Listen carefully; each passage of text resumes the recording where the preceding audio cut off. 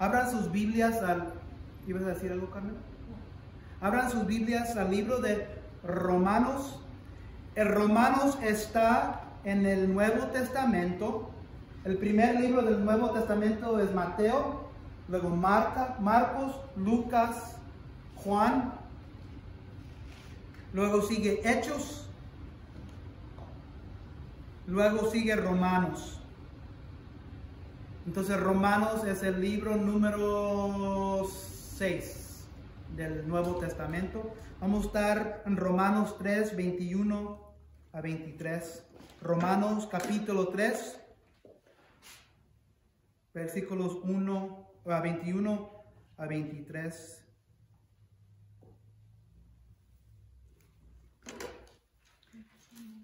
Romanos, entonces es Mateo, Marcos, Lucas, Juan, luego Hechos, luego Romanos. Romanos 3, versículos 21 a 23, los leo. Pero ahora, sin la mediación de la ley, se ha manifestado la justicia de Dios, de que dan testimonio la ley y los profetas. Esta justicia de Dios llega mediante la fe en Jesucristo a todos los que creen. De hecho, no hay distinción, pues todos han pecado y están privados de la gloria de Dios. Romanos 3, 21, 23. Hace muchos años, yo y mi señora, y no tengo pena, no tenemos pena decir esta cosa, este detalle de nuestras vidas personales, porque ya hemos hablado un poco de esto. Compramos una casa grande, una casa nueva. Y cuando uno compra una casa, ¿verdad? Un carro, un refrigerador, una de esas también. Cuando compra uno a alguien en crédito o algo así, ¿verdad? O financia algo, hay una deuda, ¿verdad? Y la Biblia habla de deudas y todo eso, pero hoy no vamos a hablar de que las deudas es bueno o malo. Deudas, no hay nada malo con tener una deuda, pero sí hay algo malo en siempre estar en esa condición debiendo. No vamos a hablar de eso. Pero me acuerdo cuando compramos nuestra casa, no nomás quedamos endeudados, quedamos enterrados, sometidos en una deuda que nunca nos íbamos a salir. De hecho, íbamos a perder nuestra casa porque no la podíamos pagar. Era 2005, donde todos estaban siendo aprobados por casa. Los financieros estaban aprobando a todo el mundo. Cualquier persona que ha vivido aquí en los Estados Unidos desde 2005, ¿se acuerdan que había la historia de los bancos que estaban aprobando a toda gente? Y nosotros calificábamos, pero no podíamos pagar esa deuda. Ya mero perdíamos nuestra casa. De hecho, vendimos nuestra casa por menos de la deuda. Entonces quedamos bajo. Debíamos todavía después. Gracias a Dios salimos de esa deuda. Ya después de tiempo, esa deuda se quita. No era mucha la deuda, pero se cae. Pero nos afectó bastante. Y si nuestra historia de esa deuda puede ayudar a alguien, por eso dijimos la historia esa de nosotros. Pero deudas. Esa deuda era de nosotros. Era de mí. Esa era mi deuda y era la deuda de mi señora. Nadie nos las podía quitar.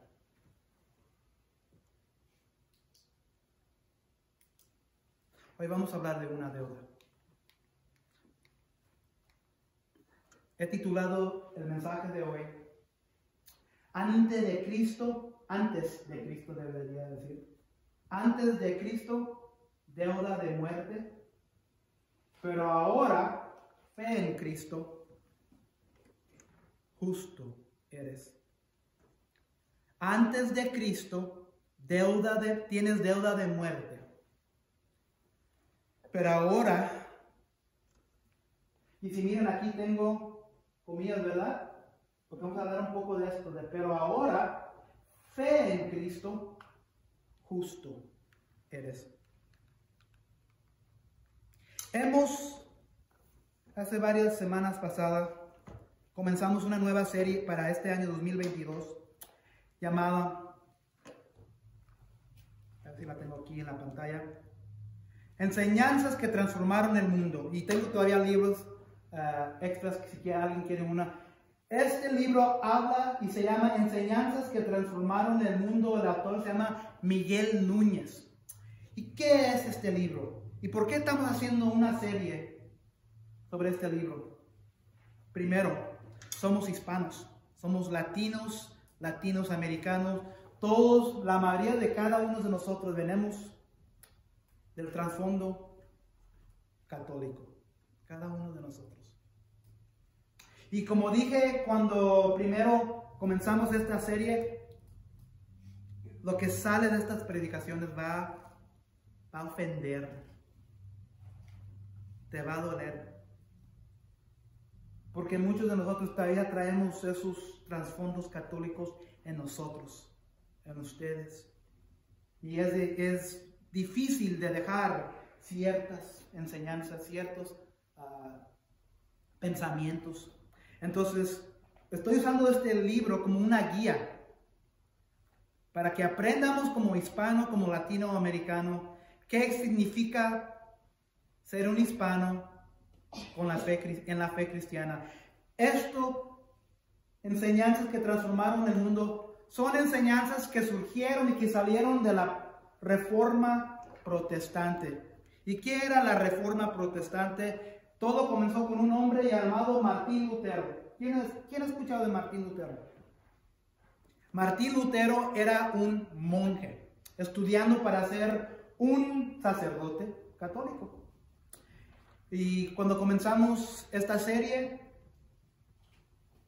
aprendimos un poco de Martín Lutero. Estaba estudiando para ser un sacerdote católico. Y la semana pasada miramos que él estaba atormentado. ¿Se acuerdan de qué era lo que estaba atormentado? Él estaba atormentado porque nunca podía llegar a la justicia de Dios. Nunca podía vivir una vida tan perfecta que él iba siempre a confesión.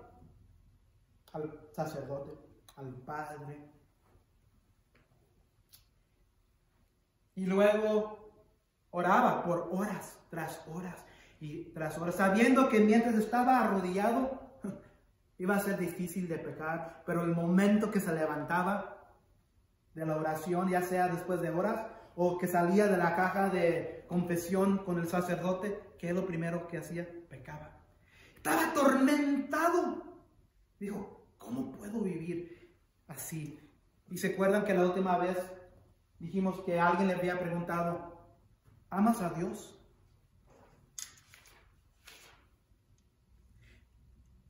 Estaba tan atormentado que cuando alguien le preguntaba si él amaba a Dios, Lutero respondió, ¿amar a Dios?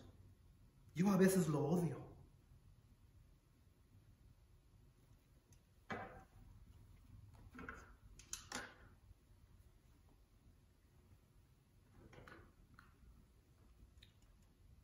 Hay mucha discusión sobre la Reforma Protestante, qué significa ser un cristiano, un evangélico, un católico, pero aquí no estamos para hablar nada más de la verdad. Y por eso comenzamos con sola escritura.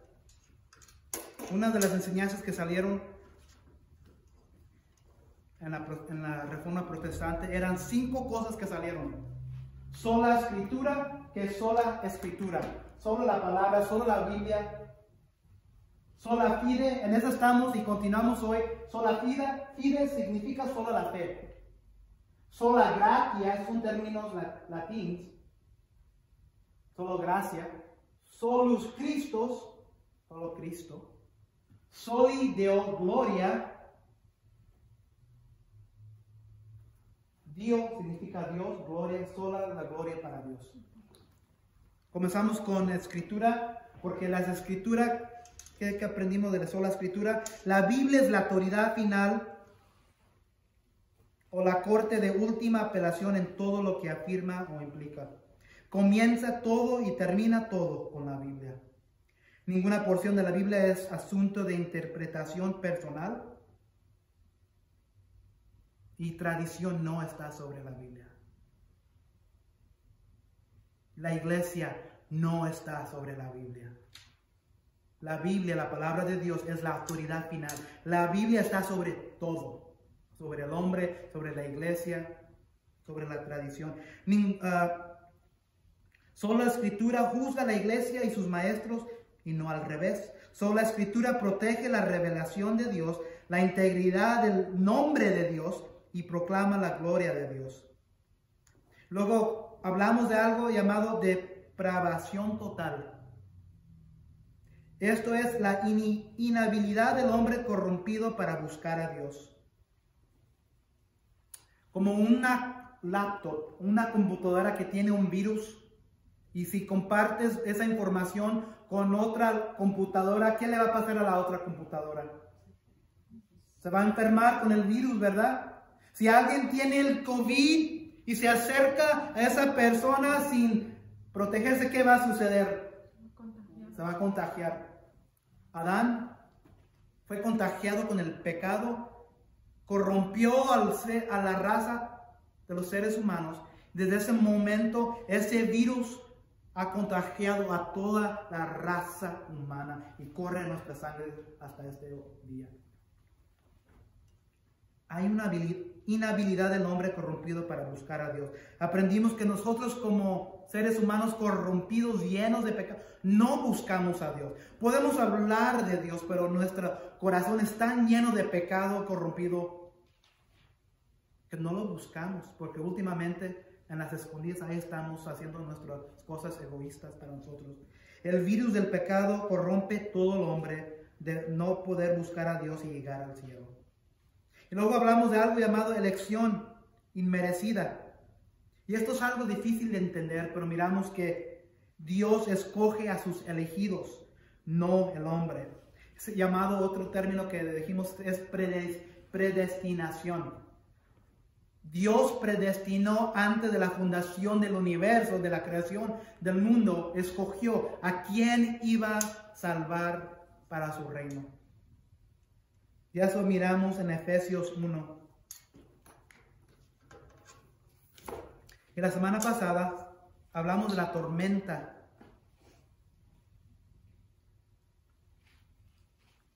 Cómo se miraba Martín Lutero atormentado. Y miramos Romanos 1:17, que fe en Cristo abre nuestros ojos a nuestro tormento pecaminoso. Hoy continuamos con sola fide. Antes de Cristo, deuda de muerte, pero ahora fe en Cristo, justo eres. Queremos aprender qué es lo que miró este hombre Martín Lutero. ¿Por qué surgió? ¿Por qué salió esto de la Reforma Protestante? Y acuérdense que si yo digo algo al contrario de lo que, o si aprendimos algo en el libro, al contrario de lo que dice la palabra de Dios, es una mentira y yo soy un mentiroso. Todo lo que estamos aprendiendo viene de la palabra de Dios. Otra vez, quizás voy a ofender. La iglesia primitiva que miramos el año pasado en el libro de Hechos, en la Biblia, era la iglesia que Cristo diseñó, que Cristo dejó para sus primeros creyentes. Eso era en el primer siglo. Ya después, el último hombre apóstol que vivió y murió era el apóstol Juan, el mismo que escribió el Evangelio de Juan. Escribió 3 cartas, 1, 2 y 3 Juan, y escribió la carta de Apocalipsis. Pero él murió como a los principios del 2 siglo. Ya después del 2 siglo, la iglesia que Dios había diseñado, lo que aprendimos del libro de Hechos, poquito a poquito a poquito, esas enseñanzas que surgieron en el primer siglo en la palabra de Dios que miramos en Hechos, comenzaron la iglesia a alejarse de la verdad de Dios, alejarse de lo que aprendimos. En el siglo 7, algo alrededor ahí, la iglesia católica se instituyó. Y luego del siglo número 6 hasta el siglo XVI, era la única fe, era la única religión. Y durante el siglo XVI era llamado, alrededor de ese tiempo eran los tiempos oscuros, ¿se acuerdan? Los tiempos oscuros, cuando había castillos y había reyes y todo eso. Es cuando salió Martín Lutero y encontró algo que no estaba bien. Como monje estudiando para ser sacerdote, miró que algo estaba mal. Estaba tan atormentado que fue a la iglesia católica y le dijo: estamos haciendo algo mal aquí. La Biblia seguía escondida en una caja fuerte para los sacerdotes.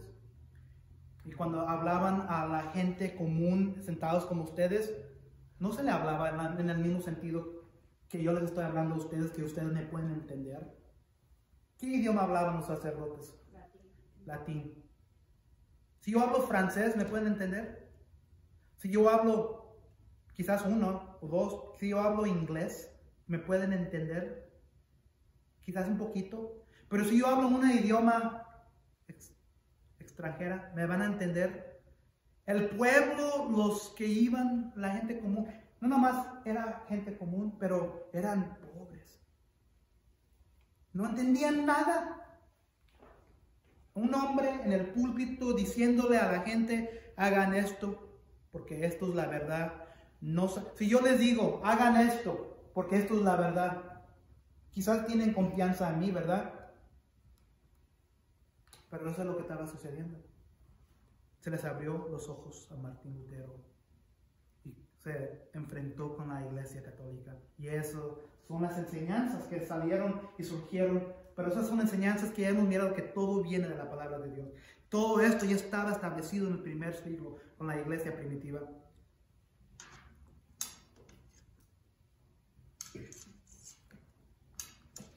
La semana pasada hablamos un poco de la salvación mal entendida. Yo y Carmen y a Francis también hemos salido a las calles aquí a predicar el evangelio. Y muchas veces la pregunta que hacemos: si tú mueres hoy, ¿irás al cielo o irás al infierno? Y si vas al cielo, ¿por qué irás al cielo? Lo primero que dice mucha gente: bueno, yo creo que yo voy a ir al cielo. Y nos dicen por qué. Bueno, yo no soy asesino. Yo no le pongo los cuernos a mi esposa o a mi esposo. Yo no robo. Yo no codicio nada. Yo tengo mis propias cosas. Sí, me he robado. No soy perfecto y cada vez en cuando sí peco, pero últimamente Dios va a tomar en cuenta lo malo y lo bueno. Y yo creo que lo bueno es como una escala de peso, ¿verdad? ¿Quién ha usado una escala de peso para medir o para cocinar o para vender algo?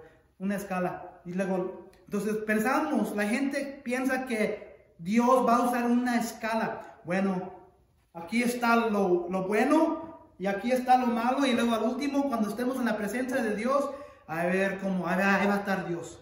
A ver cómo sales. Eso es la salvación mal entendida. La salvación no trabaja así.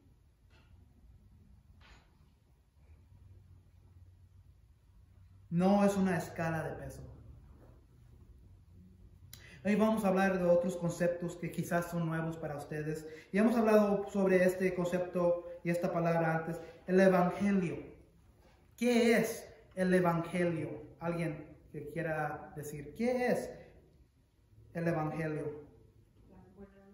Buenas nuevas, buenas otras, sí, perfecto. Otra manera de decirlo es buenas noticias.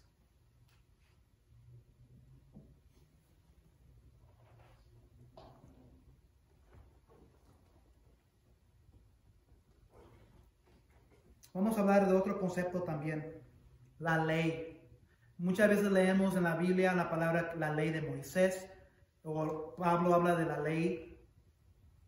¿Qué es la ley? ¿Alguien quiere tratar de adivinar? ¿Qué es la ley? ¿Qué era la ley de Moisés? En el sentido más básico, la ley son los 10 mandamientos. Cuando Moisés subió al monte a recibir la ley, recibió y bajó ¿con qué? Las tabletas. La tableta no era una tableta de manzana, era una tableta de piedra. Y sobre esa tableta estaba escrito los 10 mandamientos. Eso es la ley. También hay muchas otras leyes que Dios le dio a Moisés, que es parte de la ley. Pero en todo sentido básico, la ley son los 10 mandamientos. ¿Y qué? Eso es lo mismo para nosotros hoy, la ley.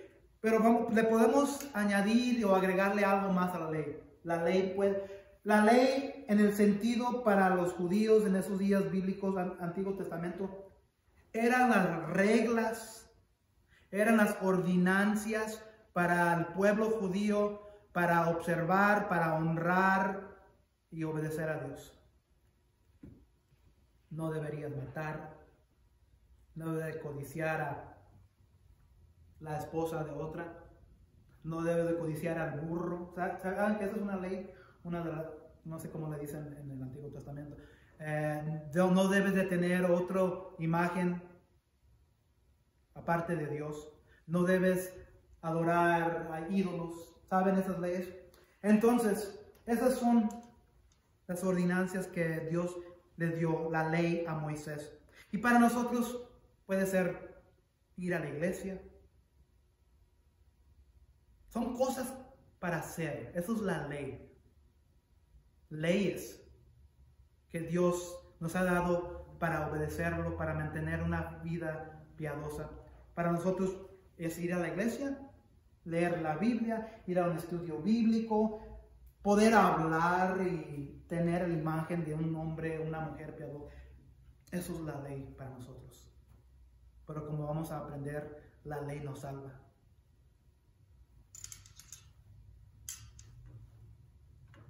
Para Lutero, esa ley lo estaba condenando. Esa ley era lo que lo estaba atormentando, sabiendo que no podía satisfacer todos los requisitos que la Iglesia Católica le estaba diciendo que tenía que hacer. Y cada vez que salía como monje, no podía establecerse justo en los ojos de Dios. Entonces, si hay buenas nuevas, como dijo nuestra hermana María, si hay buenas noticias, ¿qué también ha de ver? Si son buenas noticias, ¿y qué son las buenas noticias? Que Jesús vino a un mundo perdido, murió, vivió una vida perfecta, murió en la cruz de Calvario, fue enterrado, sepultado y resucitó el tercer día. Y cualquier persona que pone su fe en Él recibe vida eterna. Esas son las buenas noticias. Pero si esas son las buenas noticias, ¿qué ha de ver entonces? Primero, si son las buenas noticias, ¿qué ha de ver acá? Malas noticias. Malas noticias.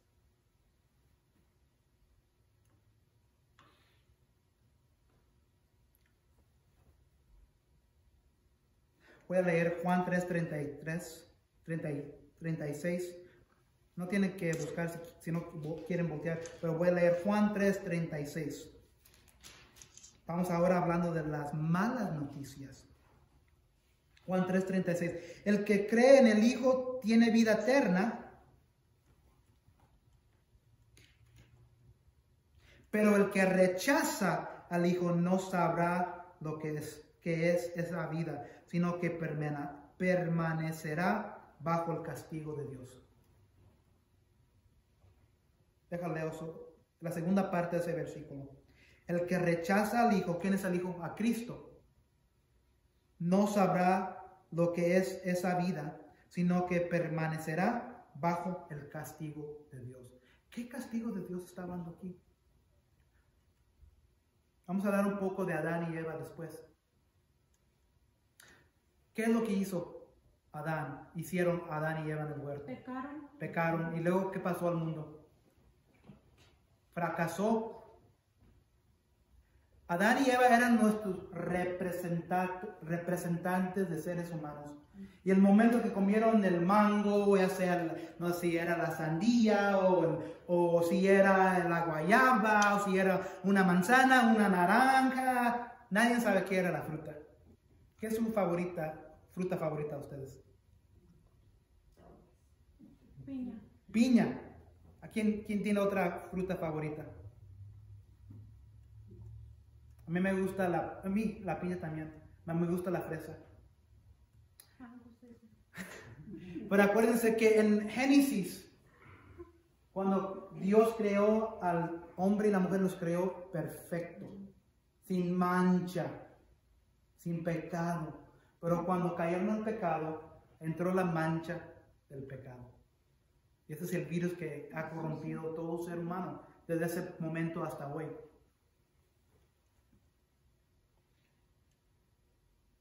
Cuando uno nace como bebé, tenemos esa mancha. Tenemos esa mancha pecaminosa. Cuando sale el bebé del vientre de la mujer, de la madre, ya es pecador ese bebé. No sé si ustedes sabían eso. Sí. En Salmos dice que está hablando David, el rey David, no de las mañanitas, pero que él era un pecador desde el vientre de su madre. Esa es la verdad de Dios. Que cuando nacemos como bebés, salimos del vientre, salimos del estómago de la mujer. Somos pecadores del momento, es como si fuésemos zombies espirituales. 3:36 dice, si no creemos en el Hijo para vida eterna y rechazamos al Hijo, permanecemos bajo el castigo de Dios. Ese castigo es que merecemos el infierno por ser pecadores.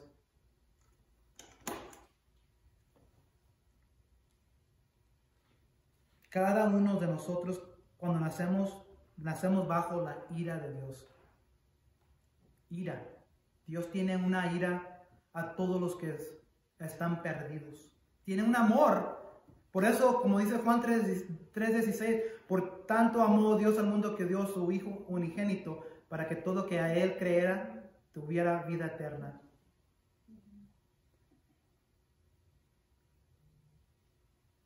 Pero hasta ese momento, cuando uno pone su fe en Cristo, cada uno está muerto espiritualmente.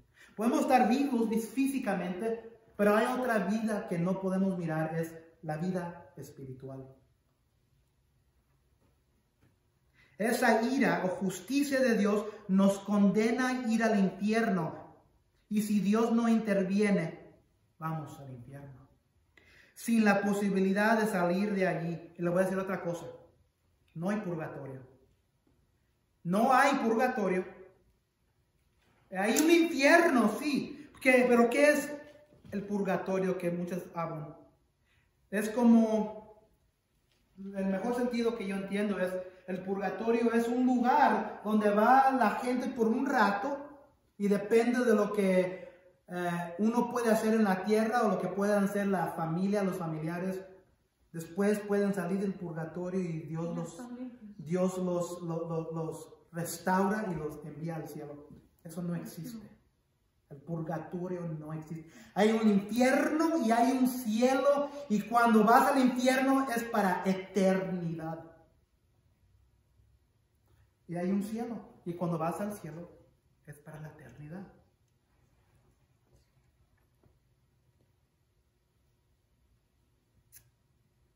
Dios tiene que intervenir. Esa justicia de Dios nos condena a ir al infierno sin la posibilidad de salir de allí. Y esa condenación reina sobre el hombre desde el momento de su nacimiento hasta el momento de su muerte, a menos que el pecador sea regenerado por su Redentor. Salmos 51:5 y 58:3 dice eso.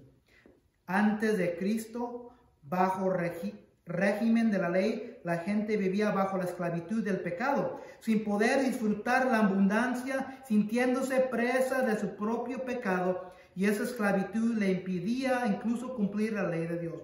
Tormento de Lutero. Eso era el mismo tormento que Lutero tenía. Finalmente, sin Cristo estamos excluidos de la familia de Dios.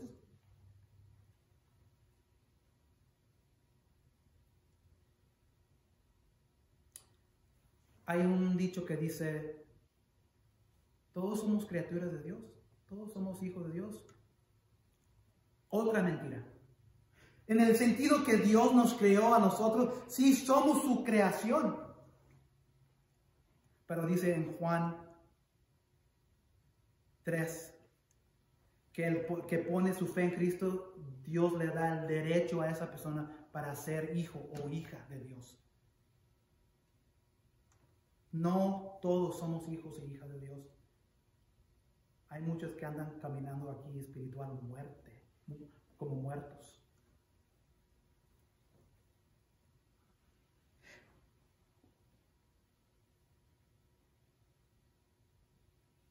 Cuando ustedes que tienen familia, hijos, hijas, primos, primas, sobrinos, sobrinas, abuelos, abuelas, madres, padres, cada uno de nosotros tenemos.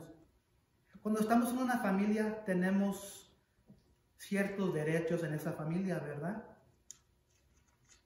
Lo mismo es en la familia de Dios. Y si esa persona no está en la familia, no tienen ciertos derechos. Sin Cristo estamos excluidos de la familia de Dios, de los pactos, de las promesas, de las bendiciones, de su protección y realmente excluidos de la vida.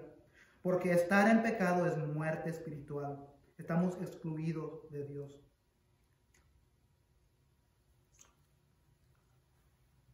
Esas son las malas noticias. Esas son las malas noticias. Que cada uno está destituido, ir al infierno si no hay un nacimiento nuevo.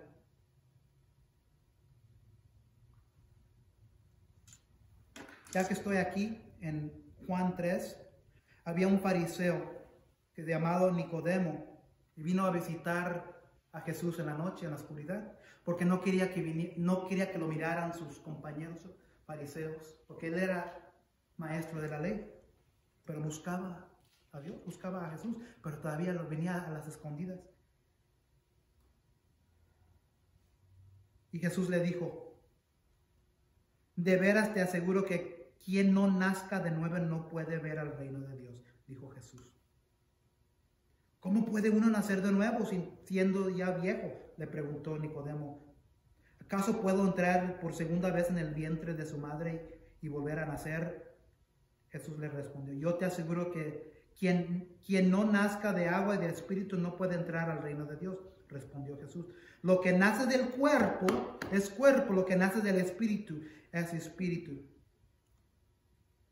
¿Cómo es posible que esto suceda? Nicodemo replicó. Tú eres maestro de Israel y no entiendes estas cosas, respondió Jesús. Te digo con seguridad y verdad que hablamos de lo que sabemos y damos testimonio de lo que hemos visto personalmente, pero ustedes no aceptan nuestro testimonio. Si les he hablado de las cosas terrenales y no creen, entonces ¿cómo van a creer si les hablo de las celestiales? Nadie ha subido jamás al cielo sino el que descendió del cielo, el Hijo del Hombre. Uno tiene que ser nacido de nuevo, espiritualmente. ¿Por qué no? Porque si no, directo al infierno el día de la muerte. No al purgatorio, no al cielo por un rato. No. Esas son las malas noticias. Pero ¿qué dice aquí? Pero ahora. Ahí es donde comienzan las buenas noticias. La frase pero ahora aparece como 14 veces en las cartas de Pablo y con cierta frecuencia se refiere a cosas que antes eran de una manera, pero que ahora son de otra manera. Pero ahora.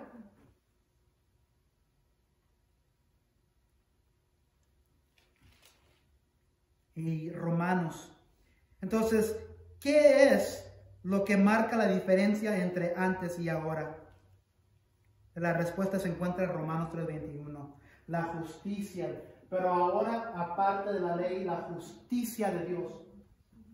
La justicia de Dios ha sido manifestado.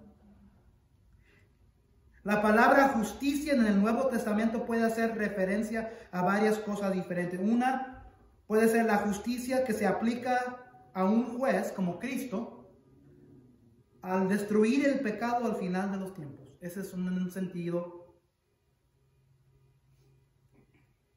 la justicia que Cristo tiene. Pero hay otra justicia, la rectitud moral de Dios o de Jesucristo. Eso es lo que vamos a estar hablando. En este versículo estamos considerando la mejor traducción, que sería rectitud moral. En el inglés se dice righteousness. Romanos 3:21-23, pero ahora sin la mediación de la ley se ha manifestado la rectitud moral, o que es la justicia de Dios. Fíjense lo que dice 23. ¿Por qué necesitamos la justicia de Dios? Porque todos pecaron y no alcanzaron la gloria de Dios. Todos hemos pecado. Al pecar, ninguno ha alcanzado la gloria de Dios. Dicho de otra manera, ni siquiera la persona que mejor haya vivido, tal como Juan el Bautista, Job o Daniel, ni aún ellos vivieron de una manera que les permitiera ganarse la salvación. Ellos también quedaron destituidos de la presencia de ellos.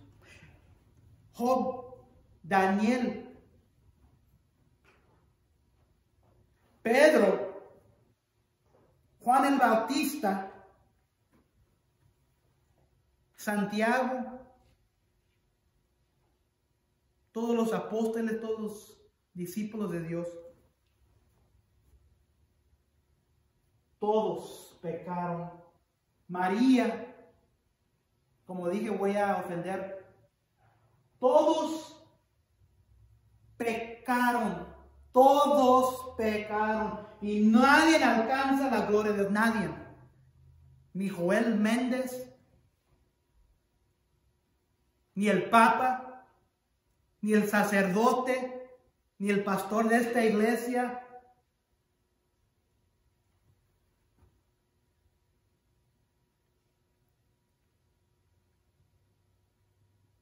No la Madre Teresa, nadie. Todos somos pecadores y no alcanzamos la gloria de Dios. Entonces, si los hombres más justos de la historia bíblica no pueden entrar a la presencia de Dios, la pregunta lógica sería, ¿qué ser requiere para entrar a la gloria, a su presencia? La respuesta a esa pregunta sería lo que finalmente calmaría la ansiedad de Martín Lutero. Voy a leer de página 65. Si quieren el libro, yo tengo otro para después dárselos a usted, para poder seguirme, porque estos mensajes, predicaciones salen del libro, pero todo está basado en la palabra de Dios. La respuesta a esa pregunta, que ¿quién puede recibir la gloria de Dios? O ¿quién puede alcanzar la gloria de Dios? Finalmente calmó a la ansiedad de Martín Lutero. Página 65.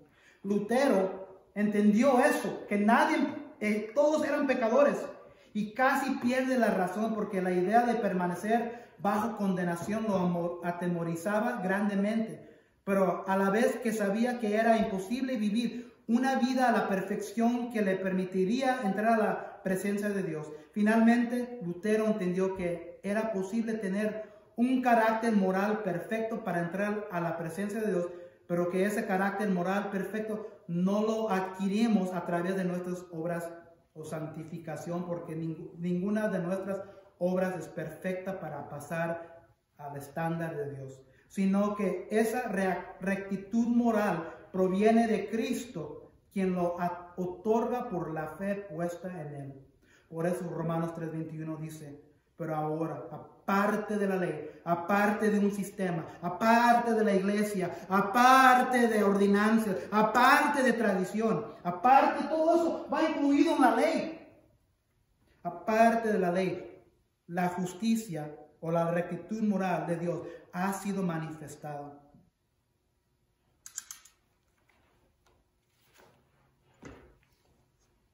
El día que Cristo murió, nuestros pecados le fueron cargados a la vida y cuenta de Cristo.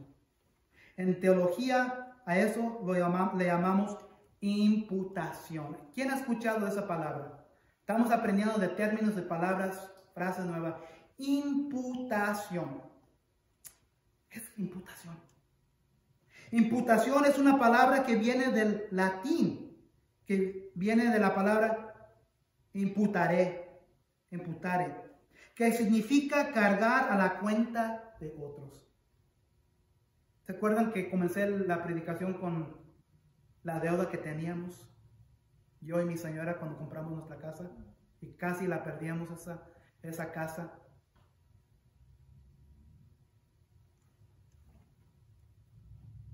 Es como decir, si tienes una deuda, una cuenta de bancarrota y debes $100,000. Vamos a decir 100,000 pesos. ¿Qué son 100,000 pesos en dinero americano? Yo no sé qué va ahorita el dólar. Unos 10,000. $10,000. Tienes una deuda de $10,000. Te vas a hacer bancarrota. Otra persona tiene esa cantidad. Esa persona deposita esa cantidad para cubrir toda la deuda en el banco, para cubrir la deuda. El banco lo acredita. Entonces ahora la persona que tenía la deuda ahora no debe nada. Eso, en el mejor sentido, en el simple, eso es imputación. ¿Están conmigo? Eso es imputar. Eso fue exactamente lo que Cristo hizo con nuestra deuda. La deuda de la muerte. La deuda del pecado, donde merecíamos la muerte. El pecado merece la muerte. Esa es la deuda. El pecado merece la muerte. Ese es el virus que tenemos desde Adán y Eva, que corre en nuestra sangre. ¿Y qué es lo que merecemos por ese pecado? La muerte. Esa es la deuda que merecemos.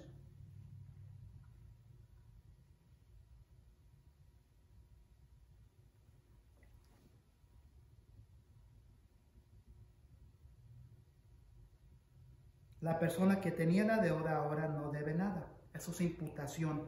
Eso fue exactamente lo que Cristo hizo con nuestra deuda. Dios le dio a Adán la responsabilidad de administrar el planeta, y cuando él murió dejó el planeta a sus descendientes. Pero a la vez nos dejó también la responsabilidad de la deuda moral que él contrajo con Dios. ¿Están conmigo? La única manera de quedar libre de la deuda que Adán nos dejó sería si alguien viniera y cumpliera completamente con la ley de Dios, viviendo una vida perfecta, sin pecado, y que estuviera dispuesto a que tu deuda y mi deuda sea cargada a la cuenta de ¿quién? De Jesucristo. Y muriera en mi lugar ofreciendo un sacrificio sustitutivo. Eso es exactamente lo que hizo Cristo Jesús sobre la cruz de Calvario. Pero ahora, eso es lo que hizo Cristo para nosotros. Esto ocurrió en la cruz. 2 Corintios 5:21. 2 Corintios 5:21. No tienen que voltear, pero si quieren, 2 Corintios 5:21. Siguiendo hablando de imputación.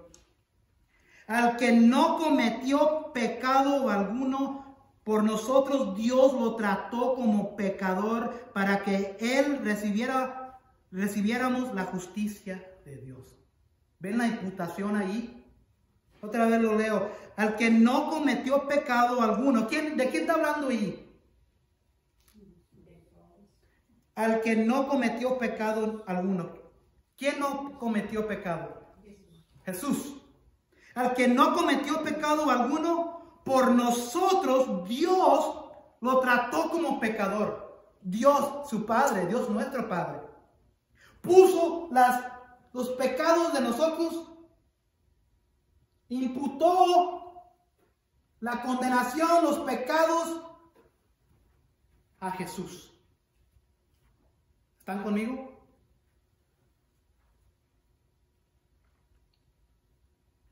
Al que no cometió pecado alguno, ninguno, Jesús. Por nosotros Dios lo trató como pecador por nosotros, para que en él recibiéramos la justicia de Dios. Si no fuera por Jesucristo, todavía estuviéramos condenados al infierno sin la posibilidad de poner nuestra fe en Jesús. Por imputación. Pero ahora, ahí es donde comienzan las buenas noticias. Se hizo pecado para nosotros. ¿Se acuerdan cuando Cristo está muriendo en sus últimas horas, sus últimos momentos? ¿Qué es lo que le dice Jesús a su Padre? Le dice, Padre, sí, perdónalos a ellos, pero ¿a quién le dice Jesús a su Dios, a su Padre? Padre, antes de que muera, ¿por qué me has abandonado? ¿Por qué te has alejado de mí? ¿Se acuerdan que está muriendo en la cruz? ¿Por qué me has abandonado? En ese momento, Padre, Dios, que es Dios perfecto, Dios justo, Dios sin mancha, se le imputó a su Hijo todos los pecados del mundo.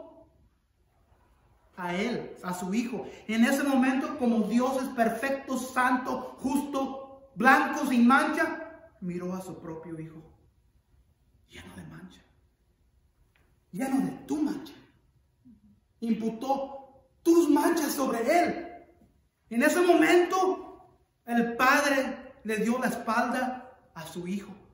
Porque el Padre es perfecto, el Padre es Dios, el Padre no puede ver el pecado. Y ahora, ¿quién está mirando que está lleno de pecado? Su propio Hijo, Jesús. Se voltea, se va, se aleja el Padre. Y en ese momento, por la primera vez en la eternidad de su vida, Jesús, que nunca había sentido, se alejó la presencia de su Padre, a su propio Hijo. Dios, ¿por qué me has abandonado? Porque el Padre no podía mirarlo en ese momento. Porque tus pecados, mis pecados, fueron imputados sobre él. Y el Padre lo miró. Ay, mi hijo mío, ahorita no te puedo mirar. Porque todo lo que miro, lo único que miro, son todos los pecados que han sido puestos sobre ti. En ese momento, Jesús se sintió abandonado, aislado. Porque el Padre no puede mirar el pecado. ¿Entienden? Imputación, eso es imputación. Los pecados en ese momento fueron imputados a él. Los pecados del pasado, del presente, el ladrón que estaba en la cruz, de nuestros pecados, fue imputado a él en ese momento. Y Dios le dio la espalda al Padre a su Hijo porque no podía mirar el pecado. No podía mirar a su propio Hijo porque estaba lleno de todos los pecados de nosotros, imputados para nosotros, sobre Él. La cruz permite que ocurran dos cosas cuando pones tu fe en Cristo. Tú quedas sin deuda. Cristo pagó tu deuda, la deuda del pecado, la deuda de la muerte, la deuda del infierno. Se le imputó todo a Cristo. Él conquistó la muerte, Él conquistó el infierno, Él conquistó a Satanás, te redimió. Es como decir, cuando alguien te redime, te compra. Yo trabajaba en ventas, trabajaba en tiendas de empeño, y una de las cosas que sucedía diariamente, venía la persona a redimir las cosas que ellos tenían empeñados con el tiquete, y en el tiquete decía tiquete de redención, tiquete de redención. Entonces eso, estaban redimiendo. Estoy aquí, venía la gente, el cliente, estoy aquí para redimir mis cosas. Voy a agarrar mis cosas, pero voy a pagar algo. Cristo pagó con su propia sangre, y por eso se dice que ahora Él es tu redentor. Él pagó con su propia vida, con su propia sangre. Él nos redimió de la muerte. Entonces, la cruz permite que ocurran dos cosas. Primero, quedamos sin deuda. La segunda es esto: que tú y yo recibimos una santidad ajena. ¿De dónde viene esa santidad ajena? De Dios. Ahorita vamos a cantar una canción que se llama Glorioso Intercambio.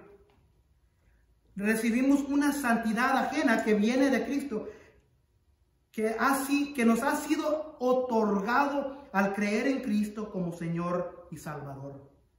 Y esa santidad es la santidad de Cristo. Y como hemos dicho aquí, cada persona que ha puesto su fe en Cristo es un santo. No somos santos muertos.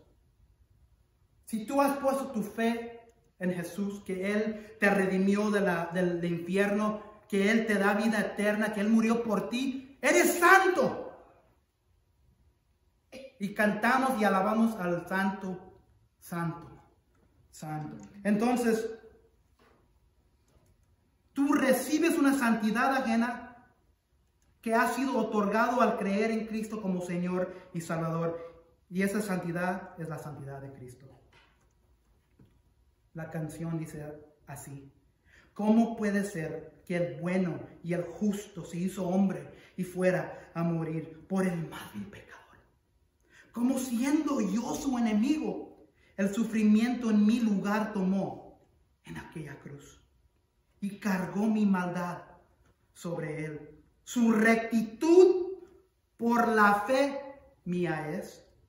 Aleluya, glorioso intercambio. Oh, cuán gran misterio, que por gracia salvo soy. Aleluya, gloria sea a Cristo por su sacrificio, declarado justo soy en Él. ¿Cómo es posible que en Jesús, como a su Hijo, Él me recibió y su nombre llevo hoy? Su perfecta vida de obediencia al Padre, al yo creer, Él me otorgó y perdón me dio. Pues cargó mi maldad sobre Él, su rectitud por mi fe, por la fe mía es. Aleluya, glorioso intercambio. Oh, cuán gran misterio, que por gracia salvo soy. Aleluya, gloria sea a Cristo por su sacrificio. Declarado justo soy en Él. Declarado justo soy en Él. Voy a leer algo antes de terminar. Página 68.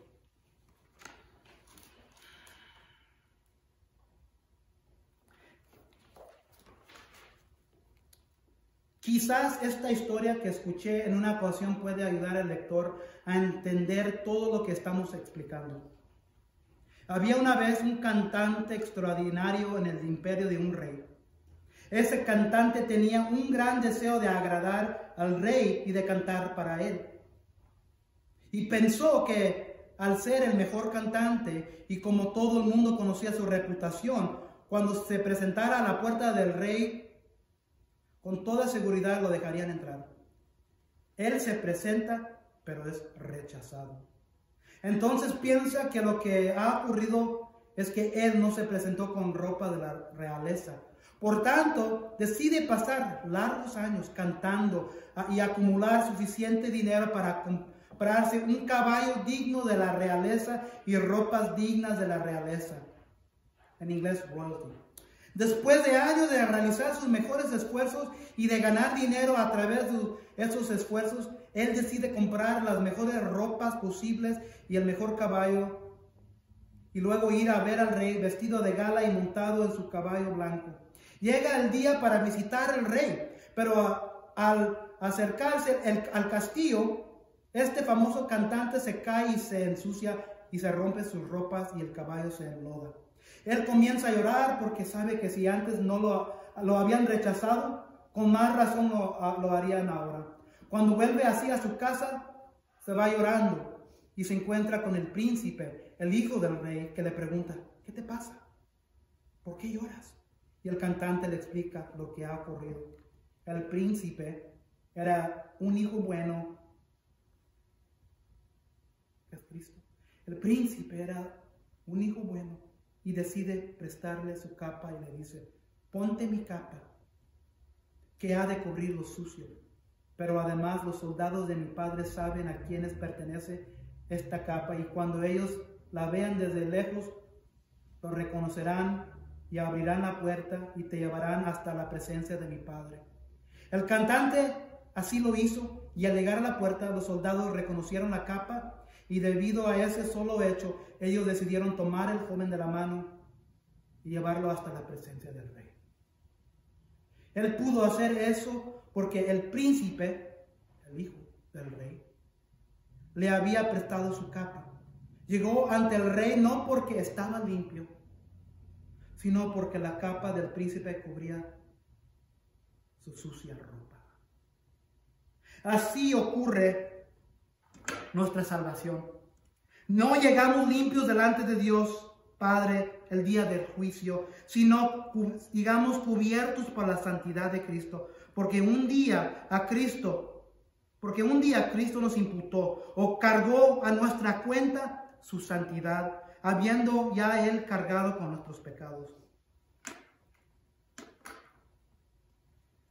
Antes de Cristo tienes una deuda de muerte, pero ahora fe en Cristo, justo eres.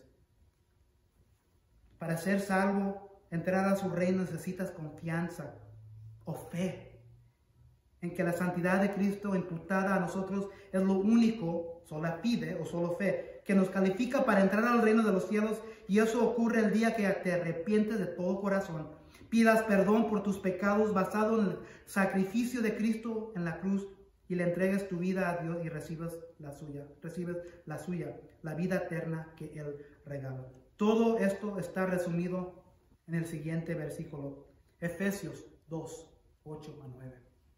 Efesios 2, 8 a 9. Porque por gracia, es por gracia. Dios lo hizo por gracia. Algo que no merecíamos. Efesios 2, 8 a 9. Porque por gracia ustedes han sido salvados por medio de la fe. Es por medio de la fe. Fe, confianza que Cristo murió por ti, que a Cristo se le fue imputado tu pecado sobre Él. Es por medio de la fe. No. Y esto no procede de ustedes. No de tu voluntad. No de nuestra voluntad. Sino que es don de Dios. ¿Qué es un don de Dios? Un regalo. Es un regalo de Dios. Si yo te doy $1 millón, $1 million, ¿te lo dejo? No lo merecías. Te lo di, lo recibiste. Era un regalo. Y cuando Dios da ese regalo, te lo da. Nunca te lo quita. Es un regalo de Dios. ¿Y por qué lo hace como un regalo? Porque si el hombre da salvación, y hemos aprendido que el hombre no da salvación, un sacerdote no da salvación, una iglesia no da salvación, un pastor, yo no puedo dar salvación, yo no puedo ir y decirte, tú eres salvo, tú eres salvo, tú eres salvo, tú eres salvo. Yo no, yo soy hombre. Ningún hombre, ninguna mujer, ningún sistema, ninguna iglesia, tu trabajo, tu dinero, tu familia, tu posición, nada te puede salvar. ¿Por qué? Si te puede salvar, te puedes jactar, ¿verdad? El versículo dice, es un regalo de Dios. Necesita que ser un regalo de Dios. No por obras, para que nadie se glorie. Un hombre se puede gloriar. Porque somos pecadores. Por tanto, nadie se puede gloriar. Antes de Cristo, tienes una deuda a la muerte. Pero ahora, si pones tu fe en Cristo, justo eres. Si nunca has puesto tu fe en Jesucristo y quieres aceptarlo como tu Salvador, sabiendo que no puedes llegar al cielo, al reino de Dios, sin poner tu fe en Cristo, viene y búscame después de este servicio. Tienes que arrepentirte de tus pecados. Tienes que enseñar fruta de tus pecados después. Pero lo único que necesitas ahorita, fe en Cristo. Como dice el versículo, porque por gracia ustedes han sido salvados por medio de la fe. No puedes hacer absolutamente nada para recibir esa vida eterna, porque es un regalo para que nadie se pueda jactar. Esto entendió Martín Lutero, por eso estaba tan atormentado que no podía dormir, hasta finalmente leyendo un libro de Romanos miró, me libró la sangre de Jesucristo. Estoy ahora libre porque él puso su fe en Cristo.